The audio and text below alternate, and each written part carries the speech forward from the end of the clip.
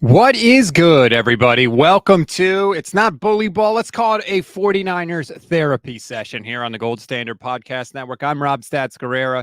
Jason Aponte was supposed to do a show today. Unfortunately, his daughter is sick, so he had to go handle that. No worries. I will be here with a live call-in show for you. I tweeted out the link. Please click it. Join us. I tweeted it out at Stats on Fire and also at GSN 49ers. So click it if you want to join the show. Let's talk. Obviously, we have a lot to talk about after the 49ers got absolutely whooped by the Baltimore Ravens 33-19. We will get to all of it. We will get to my defense of Kyle Shanahan's game plan, which I think he deserves to be defended. We'll get to the problems with Brock Purdy, the overreactions, the hot takes, all of that stuff. Because trust me, I got some thoughts and feelings, and forgive my voice because it's starting to go on me, unfortunately. So it might be a little bit of a shorter show today, but trust me, we will get to all of it. But before we do, I just want to remind everybody about our new YouTube channel partners, Community Tree Service LLC. Big fans of the show. We are so grateful that they have chosen to hop on and be partners with us. The first YouTube channel partner, I might add, by the way. So we appreciate everybody over there at Community Tree Service, and they do everything. Tree trimming, land clearing, hazard tree removal, home fire hardening, debris removal, whatever you need, any kind of services, they will take care of you from the Central Coast up to the Bay Area. And estimates are free. Give them a call, 831-763-2391, or email estimating@cts831.com, and you can schedule your appointment. If you mention you're a Niner fan, $200 off. You mention you're a Raven fan or a Seahawks fan or a Cowboy fan, they're going to charge you $200 more, so maybe keep that under your hat.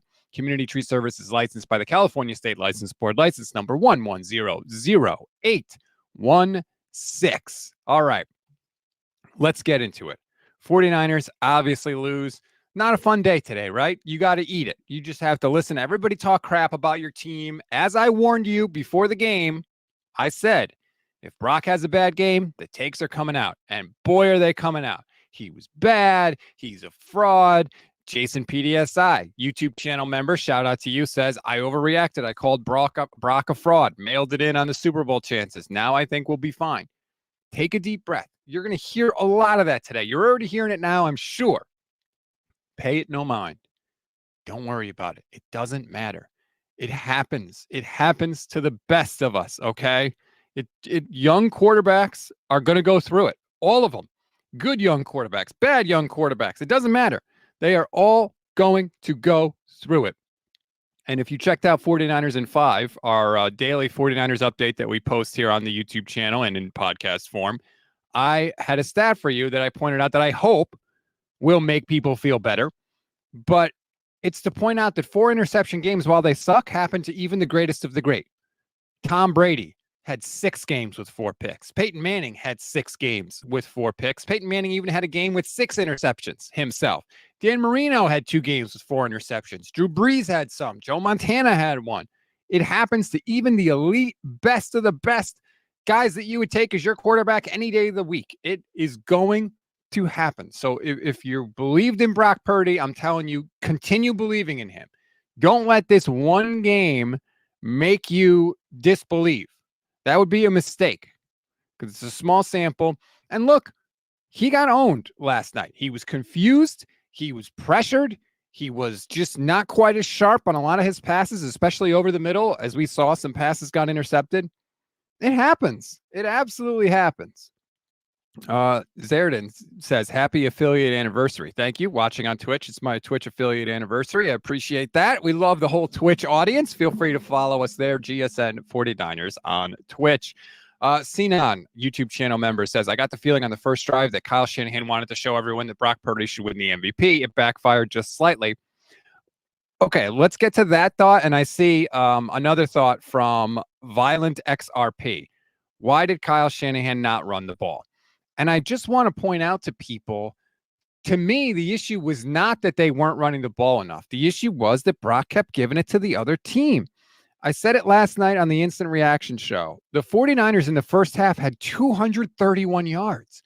So they were moving the ball down the field. I get that obviously they turned it over and that's not good. But Kyle didn't know that they were going to turn it over. Obviously, if he had known, maybe he would have run the ball. But what they were doing offensively was working. They just needed their quarterback to stop giving it to the other team. I think it's that simple. I really do. I mean, yes, they could have run the ball more, but they didn't lose the game because they didn't run the ball. They lost the game because they threw interceptions. If they didn't throw interceptions and they kept passing, they would have been fine. It was just the fact that the interceptions happen, and they're big, and they count, and I get all of that. But I don't think Kyle was totally wrong to come out with the game plan he did based on the fact that they were moving the ball up and down the field. It really just snowballed on them in the third quarter. You know, I was at halftime of this game. I was sitting there saying, you know what? Like, we're okay. We've played a terrible first half, but we're only down by 4 points. We're getting the ball first in the second half. We can come back on this thing. One good drive and we're in the lead. It was kind of like, it reminded me of the Eagles game where the Niners, remember, they had -6 yards in the first quarter. And I was sitting there saying, we've held them to 2 field goals, 1 touchdown drive, which ended up happening to Brandon Ayuk, and the Niners were in the lead despite playing terribly. That's where they were at halftime of this game last night. Unfortunately, literally nothing went right from them after halftime, right out of the jump, right? The Niners get the ball first, and what happens? They go 3 and out. And by the way, what first play on that drive? They ran the ball. Christian McCaffrey only gained a yard. On 2nd and 9, they completed a pass to Kittle for 4. And on 3rd down, Brock Purdy tried to hit Willie Snead over the middle, incomplete, and the Niners have to punt. And not only do they get a false start before the punt, this was a friggin' trifecta, right? False start before the punt. Wishnowsky punts 57 yards, but the Ravens get a 23-yard return, and then Wishnowsky hits the damn guy late out of bounds, 15-yard penalty. So now you push Baltimore all the way to the 49ers' 44-yard line. 3 plays later, they score a touchdown. So now it's 23-12, and you're like, damn. Not only did we blow a chance to take the lead, now we're down multiple scores, and then the Niners get the ball back, still in it. Going to be an uphill battle, but still in it. And then first play of that drive, Brock throws an interception. And then the first play of the Ravens drive, they throw a touchdown. And all of a sudden, there's 11 minutes and 49 seconds left in the third quarter, and it's 30-12 Ravens. And the game was over at that point. Niners were cooked. So it absolutely snowballed. They were right there. Everything they wanted was there for them to start the second half, and it just completely got away from them. Unfortunate, but, you know, that's how it happens. Mario Lopez. If it's you, AC, shout out to you. Mario says, super disappointed, but everything that we want is still ahead of us. Go 49ers, go. There's a weird thing happening with our audience here, and I love it. We have people that have names from TV shows that I grew up with as a kid watching. Mario Lopez here with this comment. Corey Matthews is another person that frequents the shows that I see in the comments section from Boy Meets World. Like, what is happening here? Why does everybody have the same name as these shows that I grew up watching? Anyway, it's just kind of weird. Mario, what is it like going through life with that name? That's what I want to know. Hit us up in the chat. Let's get to some more comments. Cubs3EB says, I'm fine with this loss because we need 2 wins to wrap up the #1 seed, and I really didn't want them going lazy for the Rams game. Well, that was another point I made, right? Let's keep a little perspective. They win 2. These last 2, they're the #1 seed. Everything they want is within their grasp. They are the best team in the, they're favored to be the best team in the NFC, maybe favored to win the Super Bowl. You would have taken exactly where the 49ers will be, right? You would have said, beginning of the year, we could be the #1 seed in the NFC going into the playoffs. We get to buy. Yeah, of course I would take that. So don't freak out about this loss. They can still handle their business. Afterwards, Kyle Shanahan had a message for the team. I don't think it's queued up totally right, but take a listen to Kyle after the game. We like to have back the other 3. I think we're unfortunate. We played a good team, didn't play our best football today, and that's what happens. We lost a game that we really wanted to win. We knew this was a big one. Our guys are real disappointed tonight. They should be.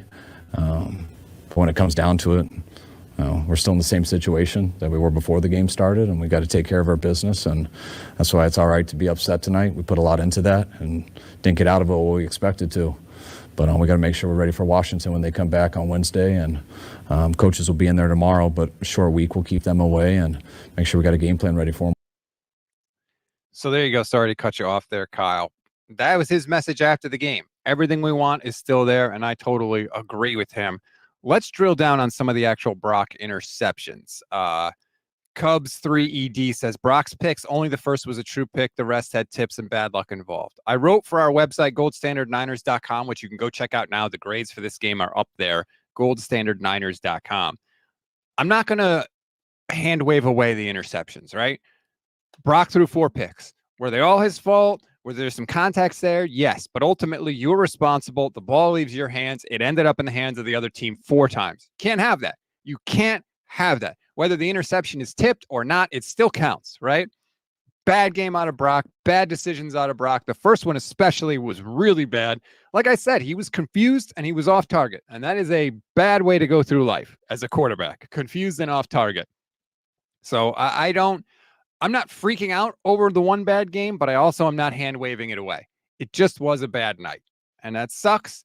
After the game, Brock talked about, needing to be better. He looked a little, he looked upset, and he should be. He talked about how he feels like he let the team down, and he absolutely should be. I'll get to a comment from Brock afterwards, but I'm just seeing this comment from Tim Johnson. Rob, how can you be so upbeat? They've been blown out by every single top AFC team they have played the last 2 years. Bengals, Ravens, Chiefs, Browns. Here's why. It doesn't matter. It doesn't affect what would happen in the Super Bowl matchup, right? The Patriots were undefeated, and they had beaten the Giants at the end of the regular season. And what happened? They went into that game against the Giants and lost. It's a one-game situation. Anything can happen. Just because you beat a team or lose to a team in the regular season doesn't mean you're going to beat them in the playoffs, right? Look at 2021. Niners whooped the Rams twice in the regular season. What happened in the NFC Championship game? The Rams won the game. So one does not have anything to do with the other. Would you like them to play a little better than the AFC? Yeah, okay, great. But they haven't. But that doesn't mean they can't in the Super Bowl. That the two are not connected. And so that's why I think I'm a little more positive than some people. And look, God knows, you all know I can get negative at times. And if they lose to the Commanders next week, I will crush them. And I will be furious. You will see a different Rob Guerrera there for sure. But right now, we're not there yet. We are not there yet. So I'm not going to go all in and kill them. It was not a good effort. It was a bad game by everybody all around. I'm not ignoring that. I want to acknowledge that. They got their ass kicked, and that's never fun. But they also had won 6 straight games. They're also still the best team in the NFC. They can also still get the bye if they handle their business the last 2 weeks. Both of those things can be true. And until they are not true, I'm going to try and be upbeat and positive. I'm going to try. Now, I want to get to the Brock Purdy clip after the game. Here was Brock talking about, how he has to bounce back. And again, forgive me, I didn't have this totally queued up. I should have done that before the show, but you'll get the general idea. Something I got to learn from the hard way. What do you do to shake this off? Yeah, it's the NFL. We have some opportunities coming up, and we still got 2 games left in the regular season before we get into playoffs. And so for me, trying to look at the big picture of what we're trying to do, what our team goals are. But at the same time, man, I have to look myself in the mirror and ask myself why or how that happened and why I made those decisions. And so our team came ready to play. And, for me to make some decisions like that, it pains me, and it's not fair to these guys. So I have to realize that and understand that, and I have to get better for my team. So that was Brock after the game, obviously very conciliatory, upset. He threw career high 4 interceptions. He should be upset. One thing he would go on to say later in the press conference was that he felt like he started to press a little bit, that after he made some bad plays early on, he felt like, I got to make up for it. I got to, sort of go above and beyond and make a play and kind of force something to happen. And when you do that, a lot of times you can get into trouble. And I think specifically you can get into trouble if you're a player like Brock, who relies more on anticipatory throws, more on ball placement than velocity and things like that. It's harder for Brock to jam throws into super tight windows because he doesn't have that kind of arm. He doesn't have that kind of arm talent. And so if you get into trying to force things and make things happen instead of taking what the defense gives you, you can get into trouble.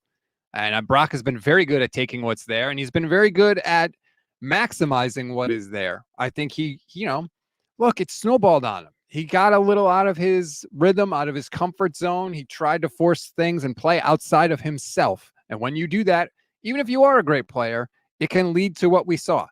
And that's absolutely a learning experience for him. And hopefully, like he said, he can take it and realize it and adjust from this. And I'm telling you, if we were to talk to quarterbacks, other quarterbacks, they would have games like this and moments like this. Trust me, it happens to everybody. I'm old enough to remember in 1994, the Niners got stomped by the Eagles, and George Seifert took Steve Young out of the game. And Steve Young said, hey, I wanted to fight him. Like, you look like you're blaming me. But it was like, hey, it was a bad game. You were getting banged up. I took you out to protect you. Same thing happened. Niners had a Swiss cheese offensive line. Kyle didn't want to put Brock back in. And that's it. You just take this loss and you move on. And look at the 49ers get the number 1 seed and advance in the playoffs. Nobody's going to care about this game against Baltimore. That's the other thing to keep in mind. Seems big right now, but it won't in a couple weeks if the 49ers handle their business. Now, if they don't, then of course it becomes a bigger game. But they have the opportunity to minimize it. The Niners have the opportunity to make this a speed bump and not a pothole that derails their entire season. Let's see. Lima, 685. It's his first Christmas Day game. It was a nerve-wracking game. He was a little, I think he got a little rattled a little bit. He's a human being. Like, that happens. I know we like to think that Brock never gets rattled no matter what's going on. He's a human being. I think he was a little rattled, and it's totally normal. He's got to go through that. If he's ever going to get to a position where he's not rattled by that stuff, a position where he remains calm through all that stuff, you got to go through the fire. You got to go through adversity. The only way out is through. And this is one of those nights where you're just going to have to take that, and hopefully he can build on it. Let's see. A lot of people in the chat still upset. Let's see. Modelo Time 1999 says, during the 3-game losing streak, he started to press. Apparently, he didn't learn from it. Well, don't forget, one of those games, Moody missed the kick at the end of the game, which would have won them the game. So you could say he was starting to press, but he did his job. The kicker didn't do his job. So that's, I don't want to put that totally on Brock. Again, he's going to lose games. Like, when quarterbacks have bad games and when quarterbacks lose games, their stats generally look like this, right? A lot of turnovers, not a lot of big completions, off-target passes. That's generally what their stats look like in games like this. That there's a reason you lose games. When your quarterback doesn't play well, you lose. And so that's why the stats look like this. I mean, hell, Patrick Mahomes just lost a game where the opponent didn't complete a pass after the first quarter. So, I'm telling you, it happens. I see we got a new YouTube channel member. Shout out to you. Yeah, Frankie is a new YouTube channel member. We appreciate it. Thank you, Frankie. If you want to become a YouTube channel member, it's less than $3 a month. You get custom emojis, you get membership badges, you get priority comment response. I greatly, greatly appreciate it. Thank you to everybody. Shout out to all our YouTube channel members. If you want to pay an extra $1 per month, you can get early access to 49ers in 5, our daily news update that comes out every morning. You'll get access as soon as it's finished the night before rather than having to wait the following day. If you so choose, no pressure. And oh, by the way, if you want, I will give you a follow on X or Twitter or whatever you want to talk about it. If you want. If you don't want it, don't worry about it. Mario Lopez says, although we share the same name, I was not named after AC Slater, Saved by the Bell, Mario Lopez. We actually were born in the same year. I was really down, but then I saw you in Levin afterwards. Now I feel much better. Good. I hope that we can provide that kind of service for you. And again, I know I'm Mr. Emotional reaction guy, and I will be if the 49ers keep losing. But right now is not the time for that. Let's just be calm. Let's try to be rational here. There'll be time to explode if necessary when it happens. Don't worry. We'll still get there if it happens. But it hasn't happened yet, so let's not go there yet. A lot of people arguing about Brock in the chat. Moody for Tech says, it's not the point that he loses games, it's how he loses them. His weaknesses show. Those weaknesses mean no Super Bowl. Weaknesses generally show up in losses. Again, and no player has everything, right? There's no player that's perfect in all things. Every player has weaknesses. As a defense, you try to get the opposing team to have to beat you in the areas where they are weak. And I think the Ravens did a good job of that last night. So that's what happens. That doesn't mean he can't win a Super Bowl. Like, what? They lost to the Ravens, so he can't win a Super Bowl? Like, what are we talking about here? Again, the 49ers had just won 6 straight games where they were blowing opponents out by at least 12 points every single week. I didn't hear anybody saying Brock Purdy couldn't win a Super Bowl then. But now they lose one game to the Ravens, and all of a sudden we're jumping off the ship here? That doesn't make any sense to me. It's not logical. So I think that what I said was going to happen is happening. People were waiting in the grass, waiting in the tall grass, waiting for Brock Purdy to have a bad game. None of the wins mattered, right? None of that stuff. No equity was built up by Brock Purdy at all. It was none of his wins count, but his losses count, right? Oh, his losses count. Look, his arm is not good. This proves it. It doesn't make sense. Those people were just waiting for a chance for Brock Purdy to lose so they could come out and say that. And that's fine. If you want to take your victory lap today, great. I don't know why you would take a victory lap with 2 weeks left to go in the regular season when the 49ers are going to the playoffs. They are the division champ, and they very well could be the number 1 seed. But sure, take your victory lap now. Congratulations. I mean, again, you can't fix lack of size and lack of arm strength. He was competing for the MVP before this game. He was leading the league in touchdown passes before this game. The arm strength wasn't hurting him then. The lack of size wasn't hurting him then. But again, one bad game, and it's, see, I told you so on Brock Purdy. See, I told you so. Ha, gotcha. See? Those people are always going to be there. They're always going to be there because of Brock's draft position. They're always going to be there because of the play caller that Brock has. They're always going to be there because of the teammates that Brock has and the defense, by the way. You're never going to get over that if you're Brock. So you got to just put that out of your mind. You just forget it. People are going to say what they are going to say. It doesn't matter. Even if he wins his Super Bowl, it's not going to matter because you know what they're going to say? Trent Dilfer won a Super Bowl. Joe Flacco won a Super Bowl. Brad Johnson won a Super Bowl. That's what they're going to say. So it doesn't matter. You don't have to convince those people. That is not the goal if you're Brock Purdy. You don't have to convince everybody. All you got to do is win. And say what you want. Brock has been winning relentlessly since he became a starter, and he has been a big part of it. Contrary to what people will lead you to believe, he has been a big part of it. So we just have to deal with that. I'm not going to freak out about what some people are saying. Modelo Time 1999 says it's going to come down to the Rams game for home field, a desperate Rams team. I don't love that. I'm not going to lie. I wish that they could have won this week or yesterday so that they could lock up their business against Washington next week, but it didn't happen. It didn't happen. Nothing we can do about it now. Just handle your business from this point going forward. You should be able to beat Washington. God knows they can't protect their quarterback. They're in a lost year with a coach who's going to get fired. Handle that. I don't care that it's a short week. I don't care that it's a early body clock game. Deal with it if you're the 49ers. Deal with it. Handle your business and then go into week 18 at home against a team that you have handled in your career. Is it going to be a challenge? Yes. But that's the position you put yourself in now, right? You had the 3-game losing streak. You lost this game. It sucks, but if you're the team we think you are, you're going to be able to do it. And I think the 49ers are, and I think that they will. I absolutely think that they will. How about some positivity? Calsman, watching on YouTube, says Purdy is only the third 49ers quarterback to ever get over 4,000 yards. Montana, Garcia, and Purdy. Yeah, that was kind of lost because he had such a terrible game. But shout out to you, Brock Purdy. If I had told you in July, right, when we didn't know what the hell was going to happen with Brock Purdy. We didn't know if he was ever going to be able to play again. We didn't know if he was going to be back week 1, week 10, week 8. We had no clue. If I told you then that in week 17 or going into week 17, Brock Purdy would have 4,050 yards, 29 passing touchdowns, and 11 interceptions, would you have taken that? I know I would have. I would have been overjoyed with that. We have not had that level of quarterback play in San Francisco since Steve Young, really. I mean, Jeff Garcia, I guess, had over 4,000 yards too, but I think Brock is playing better than Jeff Garcia ever has. We would have taken that in July. Hell, I would have taken it in August. I would have taken it in September, October. I'll still take it right now. I will absolutely still take it right now. And I know there's people out there saying, well, you know, look, Brock has 11 interceptions and he's got the fewest pass attempts. Okay, he had 4 last night. It was one bad game. I think it's inflating the total. It makes it look worse than it is. It's not like he's throwing interceptions every single week. He had a lot of weeks with no interceptions.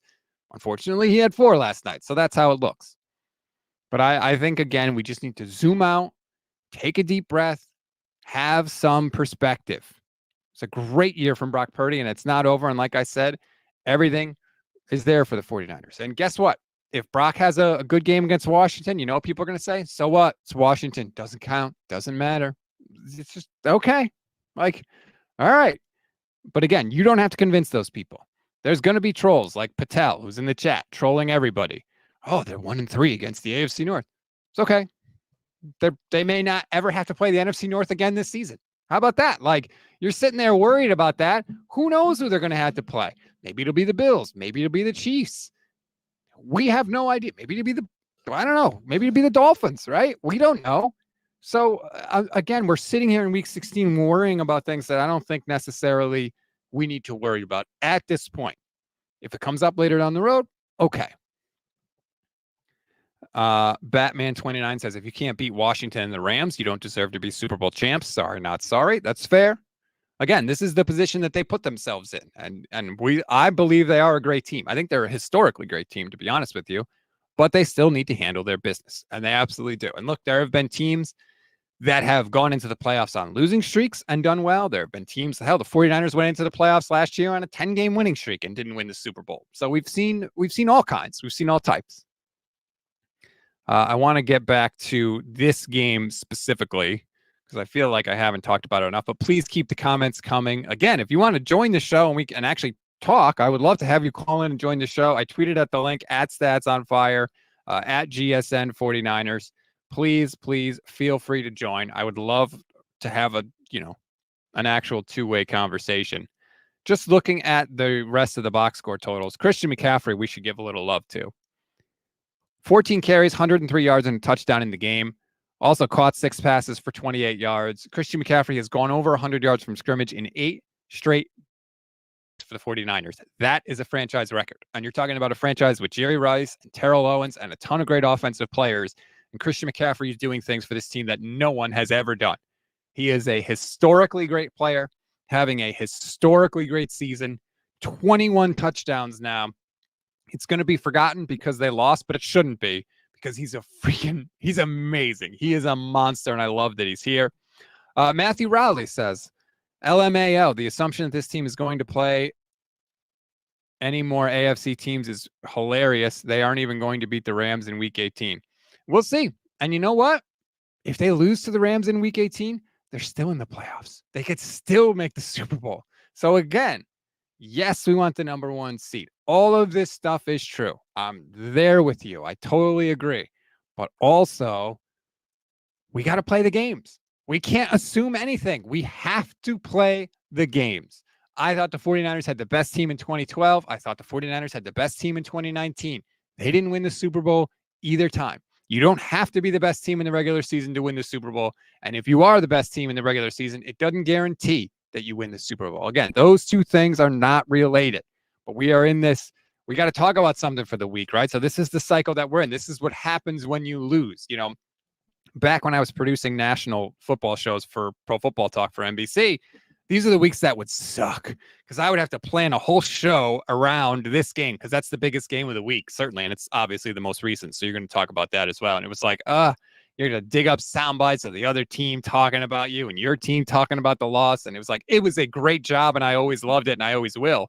But it's much, much better when your team wins. Trust me from personal experience, especially obviously big games like that. And then, of course, the Super Bowl in 2012 and 2019 was like death. It was like torture having to relive that for 4 hours the next day, every day. But yeah. King Joser, YouTube channel member. What's up? Appreciate you. Appreciate everybody. Let's see. Calsman says the Ravens were playing the pass. Kyle's game plan seemed to be pass first. It fed right into the Ravens. We should have done what we always do, run the ball to open play action. I know a lot of people are saying that. Again, I think the Niners were moving the ball through the air. It wasn't that they couldn't move the ball. They kept turning it over, but they were going up and down the field. So you can say that I think the game plan was right. Kyle's game plan was working. Your quarterback can't turn the damn ball over. And if they run the ball and McCaffrey fumbles, you would say, well, they should have passed the ball. So I feel like we're judging that based on the result, and we're not judging the process. And that's the part I disagree with. If you think so, okay. Kurt the Chameleon is saying something a lot of people are saying. This loss keeps perspective. It's good to be humbled sometimes. Yes, but we thought the 49ers kind of went through that already, right? With the 3-game losing streak. That's what they had told us. Like they learned their lesson, all that stuff. They had told us that lesson had already taken place. Sometimes I think we say, oh, it's good to get humbled as a way to kind of comfort ourselves when the team loses. But I think that's a lesson they should have learned already. And if they didn't, shame on them, to be honest with you, especially because they told us that they learned the lesson. Kurt the Chameleon says, I disagree. Running is what we do, have balance. They did. I mean, don't forget, in the first half, Christian McCaffrey had, I think it was 83 yards rushing in the first half. So it's not like they didn't run the ball at all. He had 9 carries for 84 yards. And what Kyle said after the game, and Kittle and other people said too, was like, we would have run the ball more, but our possessions got ended. You know, like, I think when they got into the red zone, especially on that first pick, I think they probably were going to run more. They ran that one pass. Like, let's say that pass was just incomplete instead of intercepted, right? I think the 49ers would have run more after that. Unfortunately, we don't get to see those plays. I don't think that it was never in Kyle's game plan to run. I just think they didn't get the chance to do that because they were turning the damn ball over. Unfortunately. I like this comment from Kurt. Says, I worry about the offensive line. It's scary at this point. It was dicey. It was very dicey at one point last night. The 49ers offensive line was unrecognizable. It was really like, I think that's part of the reason why Kyle didn't want to put Brock in the game, because of the offensive line, because Trent Williams was hurt. So he wasn't there. That was obviously very scary. You had Colton McKivitz at left tackle, Banks, Brendel, John Feliciano at right guard, and Spencer Burford, a guard, was playing tackle. And then Aaron Banks went down, and so even he was out. So you were down multiple starters. You were down 4 out of the 5 starters on the offensive line. Cluster injuries will kill you. And it's hurt them at defensive tackle recently, and now it's hurting on the offensive line, and the offensive line was not super strong to begin with. So we got to wait and see. Kyle Shanahan has a conference call. They just updated the time. Let's see. It's 10 a.m. Pacific. Oh, so it already happened, it looks like. I apologize. I didn't even see that. They updated the schedule. I hadn't checked my email. Let me take a look and see what I can see. If you noticed anything in the chat about it, hit me up. We can talk about it. Kyle Shanahan had no updates on Brock Purdy, Trent Williams, and others who were injured. He did provide an update on the players who missed Monday's game. Juwan Jennings is still in the protocol. Eric Armstead is in the same situation as last week, so he's going to rehab. That's a dicey situation. Ross Dwelly, the hope is that he'll return to practice. Elijah Mitchell should be full go. Yippee, he'll be out in 2 plays anyway. And Oren Burks is expected back at practice. So that is the injury update from Kyle Shanahan. The Armstead thing worries me. I don't like that. You know, that plantar fasciitis that he has is a dicey thing. It can flare up at any time, as we have seen. And it's just the kind of thing where it's incredibly, incredibly painful. And it stinks. And it's just a chronic thing that he's going to have to deal with for his whole career now, really. And I just hope that he can get back for the playoffs, because they really, really did miss him. Although I will say, I thought the Niners did a decent job against Lamar running the ball. He had the one conversion on, I think it was like 3rd and 16 at the end of the first half, where he had a 30-yard gain and they got the first down. But that wasn't as bad as you think, because it chewed up so much of the clock that the Ravens didn't have time to attempt another play for a touchdown. And they were going to get a field goal anyway, because they have Justin Tucker and he's the best kicker of all time. So the fact that Lamar converted on that play didn't hurt as much, because they were already going to get a field goal. And if you look at all Lamar's running plays after that play, he only had 6 carries for 15 yards. He didn't hurt them as a scrambler last night. Where Lamar hurt the 49ers was using his legs to buy time and extend the play and threaten the defense with the run, when actually he was passing the ball downfield. They had a lot of passes on scramble drills, a lot of wide open guys that were able to run after the catch. That's really where Lamar hurt the Niners the way Brock Purdy has hurt teams, when he used his legs. Extend the play, get out of the pocket, find somebody downfield who uncovers. That's where Lamar hurt the 49ers. It wasn't just scrambling, even though he did have that one big play. So that was one thing I wanted to point out. Even without Armstead, they still did an okay job. But those injury updates are not good. I don't love that from Kyle Shanahan.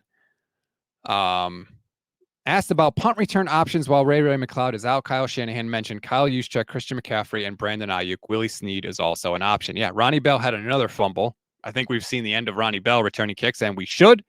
Ray has to miss at least one more game because he's on IR, so he cannot be back next week against Washington.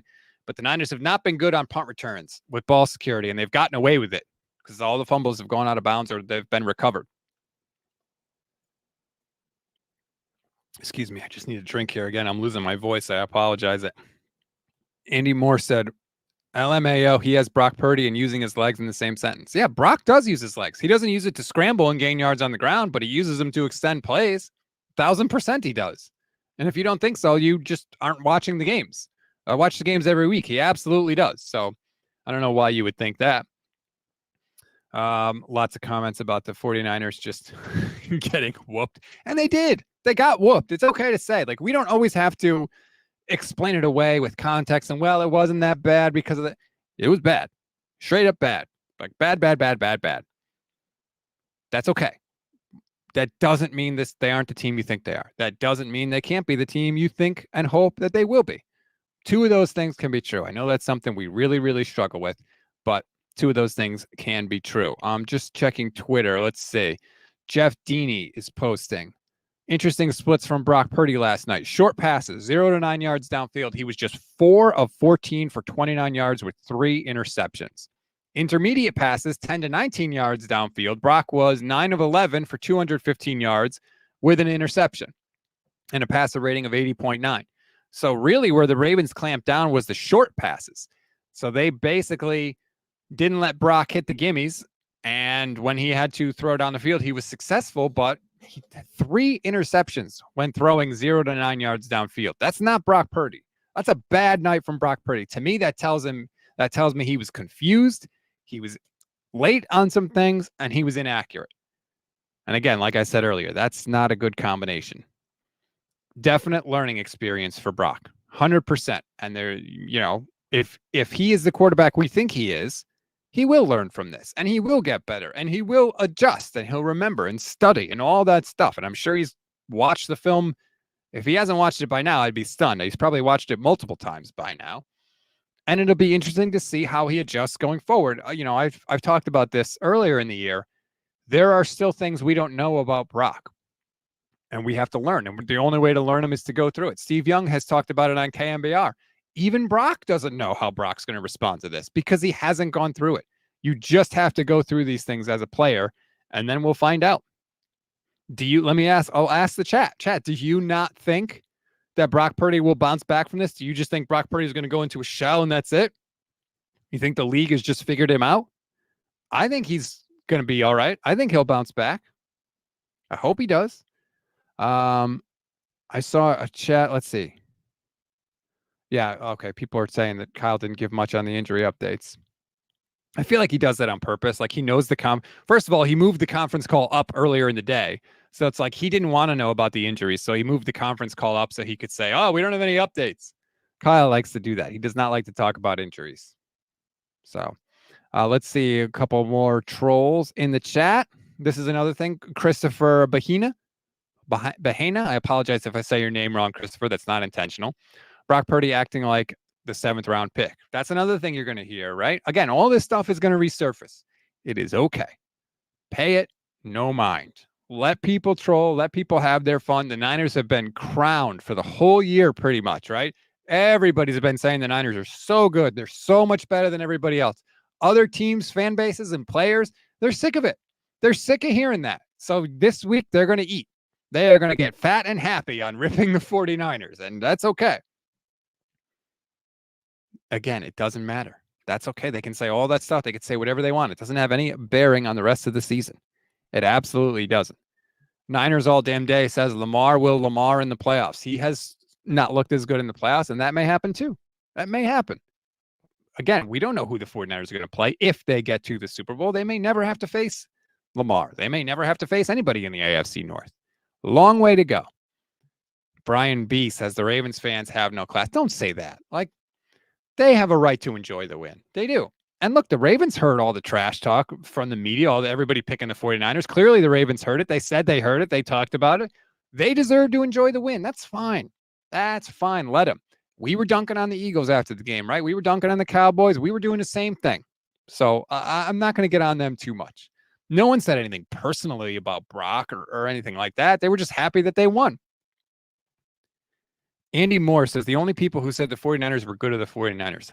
Okay, Andy. I can see the trolling happening. Yeah, no one said 49ers were not number one in anybody's power rankings before that game. No one said the 49ers were good. Nobody thought they were good. They thought they were all total frauds. Yeah. Like what? Come on. Clearly you have nothing better to do than just troll us, and that's fine. King Joseph says Vegas still has the Niners on top to win the Super Bowl. I actually haven't checked the odds. Wonder if I can check them really quick. Let's see if I can bring up the old DraftKings Sportsbook. Let's see. Scrolling. Is it futures? Is that where it is? Super Bowl. Yep. Niners still have the best odds, plus 225 to win the Super Bowl. The Ravens are next at plus 350, followed by the Dolphins plus 750, then the Eagles and Chiefs at plus 800, then the Cowboys at plus 1,000. So in case you don't know, the Niners are plus 225. That means if you bet $100, you win $225. So, and those are the best odds of anybody, by the way. So Vegas still says the Niners are the best team with the best chance to win the Super Bowl. I wonder if that will, I imagine that would probably change if they don't get the number one seed. But what I think Vegas is telling you now is they think the 49ers will get the number one seed. And I do too. I still think the 49ers are going to handle their business.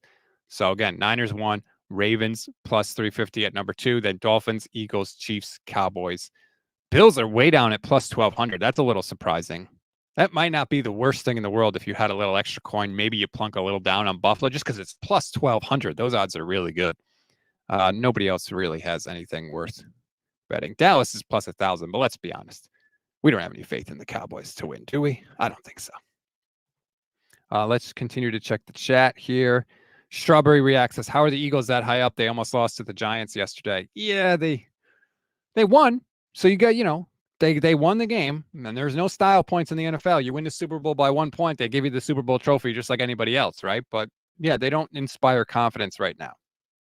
Andrew Davis says the Niners also lead the FanDuel odds at plus 240. So I guess then bet FanDuel, right? If you think the Niners are going to win the Super Bowl, if they're plus 225 with DraftKings and plus 240 at FanDuel, bet plus 240. Better odds. You win more money. Adrian Gutierrez says, I think the Ravens are going to the Super Bowl in the AFC. The AFC playoffs are going to be tough, man. It is going to be a battle. And we have Dolphins-Ravens next week. How big is that game going to be? That's obviously for the number one seed in the AFC. That is to me the game of the week. The fact that game is at 1 o'clock, I'm stunned because there's no bigger game next week than Ravens-Eagles. And let me check the quick playoff seeds in the AFC. So Ravens 1, Dolphins 2 at 11-4. Then the Chiefs are 3 at 9-6. The Jags are 8-7, but they've lost like 4 straight. I think it is. They're terrible. Cleveland is the 5 seed right now at 10-5. Then Buffalo at 9-6. Indy at 8-7 is the final playoff spot in the AFC. Yeah, so you would have, let's just assume it holds. You would have Dolphins Colts in the first round. Yeah. Then you would have Chiefs and Bills. Oh, man. How much fun would that be in the AFC? And then Jacksonville and Cleveland would be the 4-5 matchup. But you'd have either Mahomes or Josh Allen getting knocked out in the first round of the AFC playoffs if everything ends up staying the way it is. So again, like we don't know who the Niners will have to face if they get to the Super Bowl, but let's worry about that when they actually get there. First, worry about finishing this season the right way, getting the number one seed, then worry about your playoff matchups, and then we can worry about the Super Bowl. We will get there. Matthew Rowley says, why are you so confident they end up with the number one seed? Because they have to win 2 games, and they're way better than Washington, and they've beaten the Rams 9 straight in the regular season. They have a good beat on the Rams. Ultimately, what makes them so successful against the Rams, I think, is they are flat out more physical.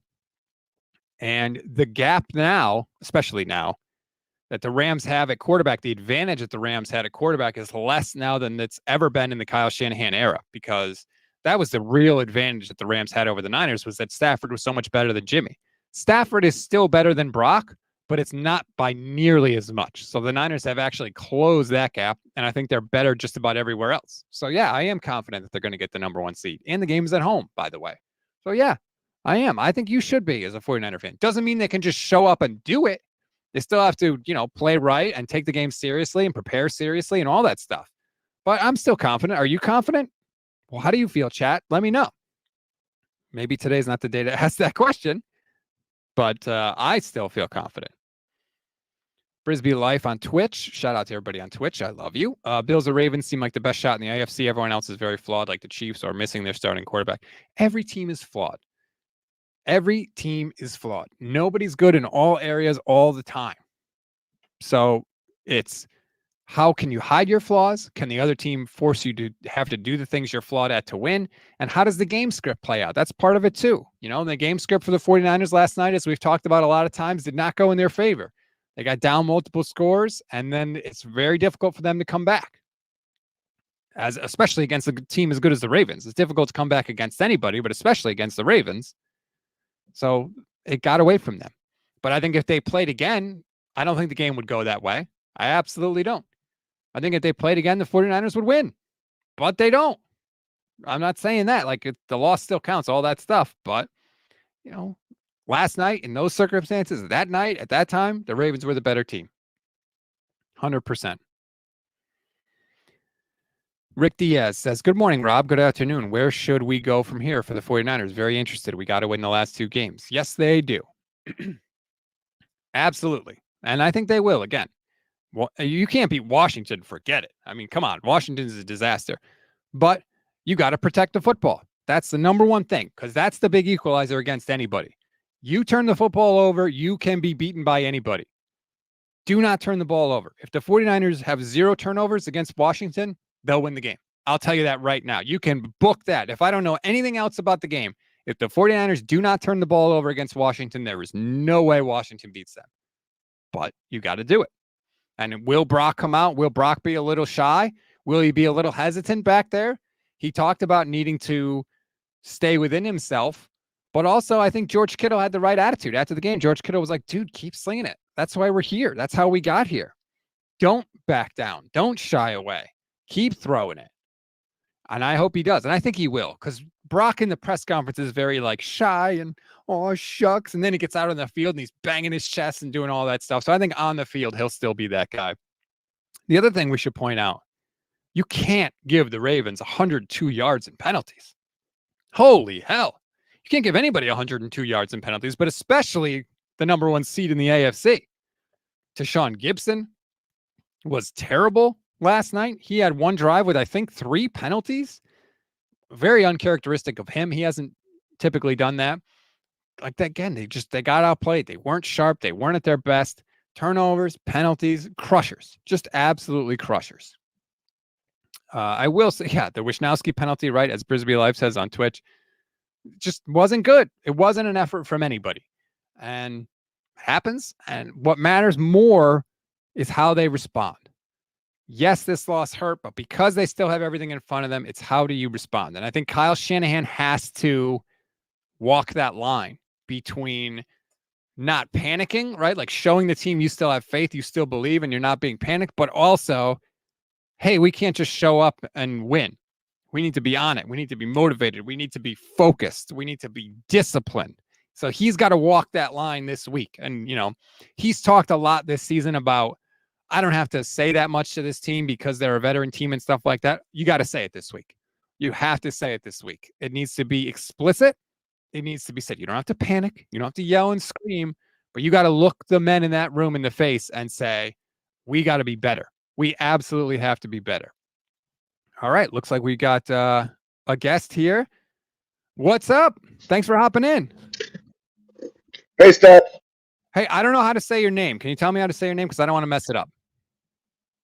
Well, Justin, but Justin. Cubs through EB. Yeah, Justin. Got it. Well, welcome to the show, Justin. What's on your mind?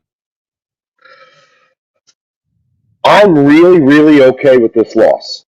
I didn't like how it looked. I didn't like the idea of losing necessarily, but I really did not want them going stale in the next 2 games, especially the Rams game. It's that whole rest versus rust thing that everybody talks about. And I was afraid of that. So of all games that we were going to lose, we only have to win 2. I wanted it to be the last 2. And it's good that they got punched in the mouth. That's the best part. They got punched in the mouth.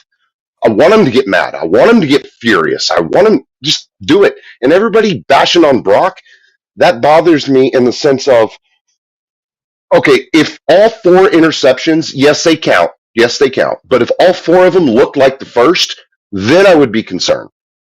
The fact that only the first one looked as horrible as it did, listening to Kyle, he didn't seem too hot and bothered by the other 3. But if all 4 of them had looked that way, then I would be, breaking fire extinguishers and what have you. But they were just, that stuff happens, and it happens on our side too. That's fair. You're right. The Niners linebackers and safeties have gotten tipped balls on interceptions. That is absolutely fair, 100%. And by the way, Matthew Stafford won a Super Bowl with the Rams and led the league in interceptions. The thing about interceptions that you have to realize is, yes, they hurt, but if you're also scoring touchdowns and scoring points, they hurt way less. The problem was, not only did Brock throw 4 interceptions, the rest of the offense didn't do anything, and so they look especially glaring. It's true. Carroll had a nice game. That was fun to watch at the beginning. I think everybody's heart rate went sky high during those moments. CMC did his thing. I think we all had moments throughout. It was very inconsistent.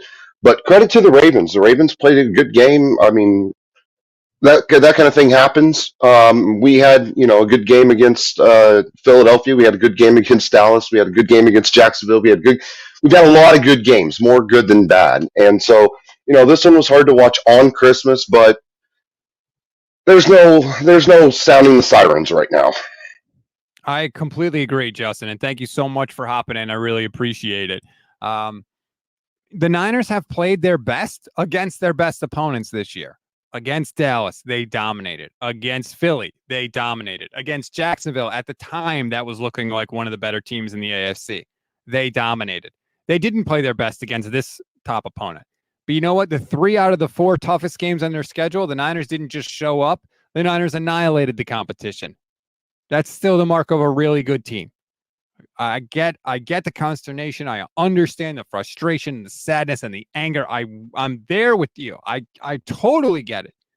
But again, I think that we still have to keep in mind what's ahead of the 49ers. And what's ahead is potentially 2 more victories, the number 1 seed, and I'll take my chances. You tell me the Niners get the bye coming out of the playoffs against whoever's in the NFC, and I'll say bring it on.